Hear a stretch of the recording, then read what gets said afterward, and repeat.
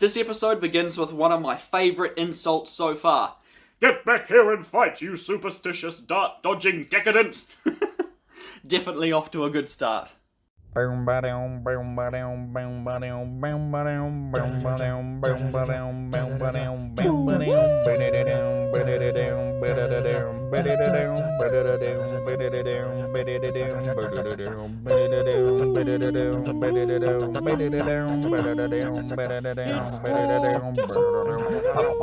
Hey, 1965's The Mythmakers is a 4-part serial in which all 4 episodes are missing, so one must acquire alternate methods of watching.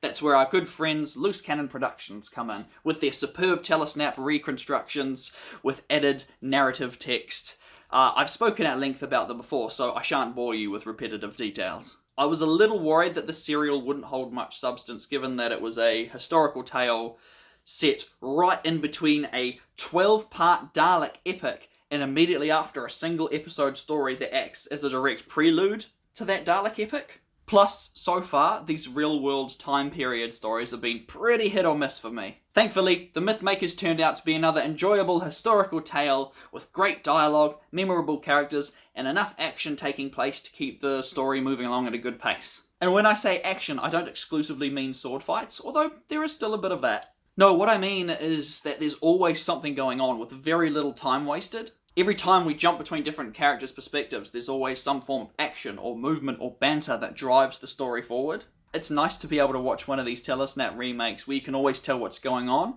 so you don't need as much descriptive narrative text to fill in the blanks. Needless to say, the pacing was perfect, telling a perfectly compelling story within 4 episodes and not having to drag it out any longer than it needed to be. And I said it before, but the writing, particularly the dialogue, is exceptional. All these side characters' personalities shine through, and I found them all to be memorable. This guy Paris especially was my favourite. He was really funny.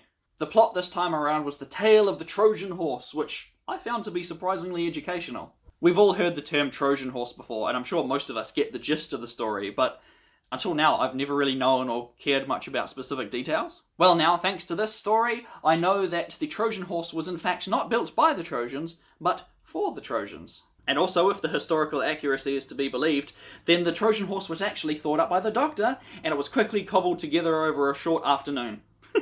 Bit of a stretch, but alright. No, but seriously, plot oversights aside, I did learn a thing or two from this serial. I even got to learn about Achilles' literal heel. Achilles' heel.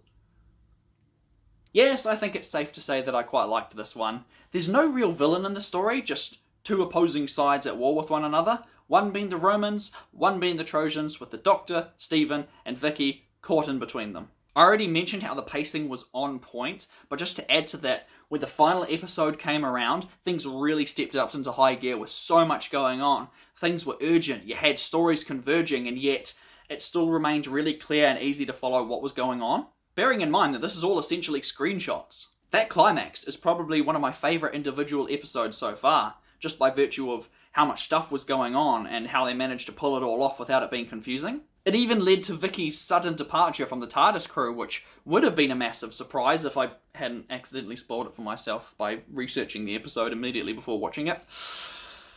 Sorry if I spoiled it for you too. But yeah, Vicky's out of the show. There's not a lot of time given to her farewell, given all the events going on at once, but they do shoehorn in a kind of Deus Ex Machina happy ending for her, which, you know, it's fine. It's not like they would give any companions a bad ending, right? And the Doctor does have a moment to himself to wish her well and admit that he will indeed miss her. oh, my dear Vicky, I hope you'll be all right. Yes, you missed your child.